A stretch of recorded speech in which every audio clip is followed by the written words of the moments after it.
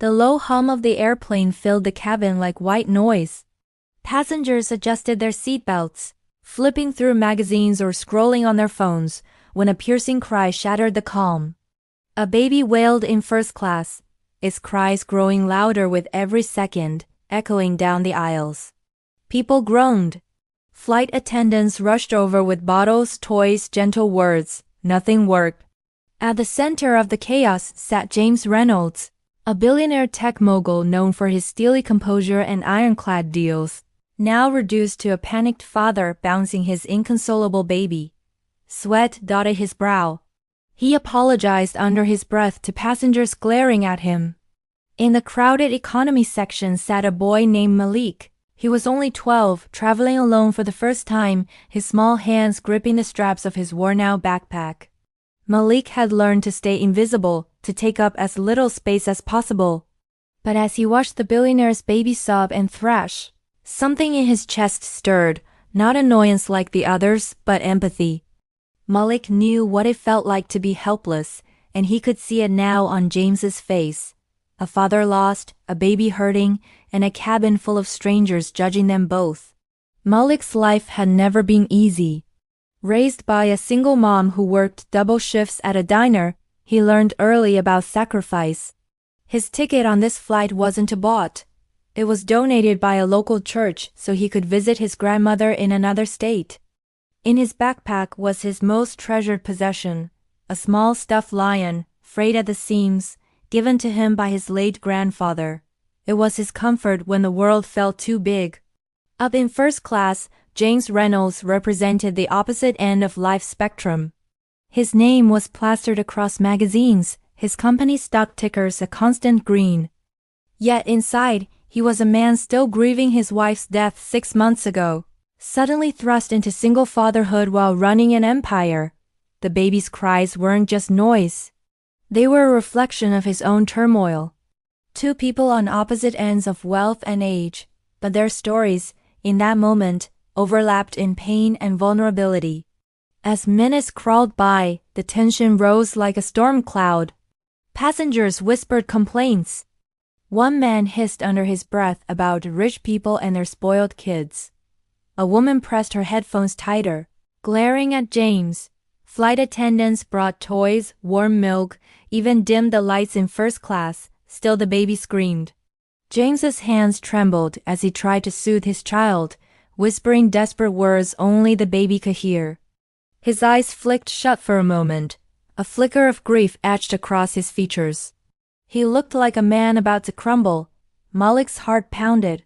He remembered his mother's words, "Kindness isn't about what you have. It's about what you give." He clutched his stuffed lion in his lap, its worn fur brushing against his fingers. He didn't know what he could do. He was just a poor kid in economy.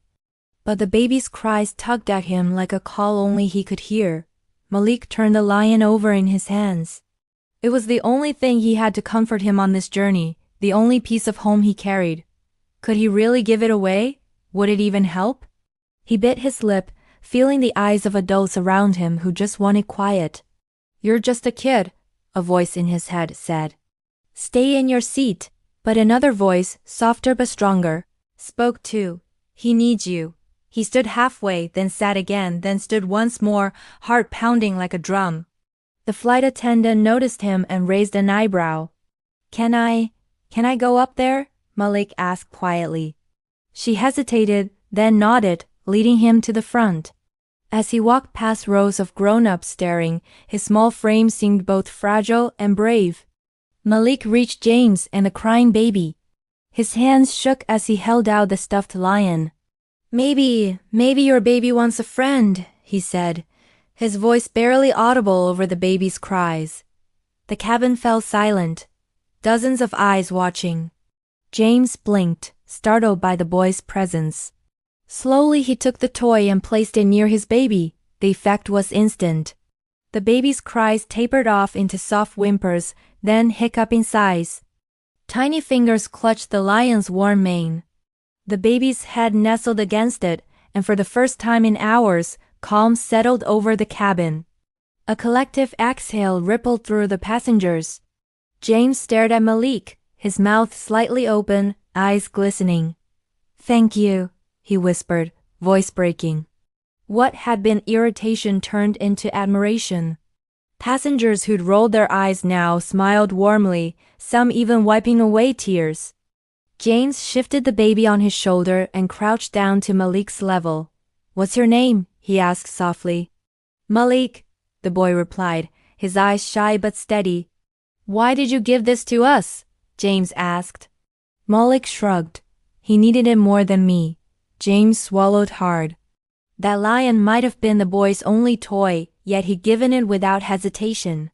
Something inside James cracked open. It wasn't just gratitude, it was awe. He reached out and squeezed Malik's shoulder. "You're extraordinary," he said, his voice thick. When the plane touched down, Malik returned to his seat quietly. He didn't expect anything. He just felt lighter. But as he waited to disembark, his name was called over the loudspeaker. A flight attendant led him back to first class where James stood waiting. In front of the entire cabin, James thanked Malik again, then announced something that stunned everyone. "This young man reminded me what truly matters," he said. "And I intend to make sure his kindness is never forgotten." James revealed he has set up a scholarship fund in Malik's name, guaranteeing his education through college. Passengers erupted in applause. Malik's eyes went wide, his small hands gripping his backpack. He tried to speak but only a choked "thank you" came out. Outside the airport, James knelt to Malik's level, baby on one arm, stuffed lion in the other. "You reminded me what matters," he said again, pressing an envelope with the scholarship details into Malik's hand. Malik hugged him tightly, then smiled at the baby who cooed happily with the lion still clutched in his tiny fists. The camera pulls back on a powerful image, a billionaire, a poor boy, and a baby all connected by one small act of kindness. Compassion doesn't care about who you are, your background, or how old you are.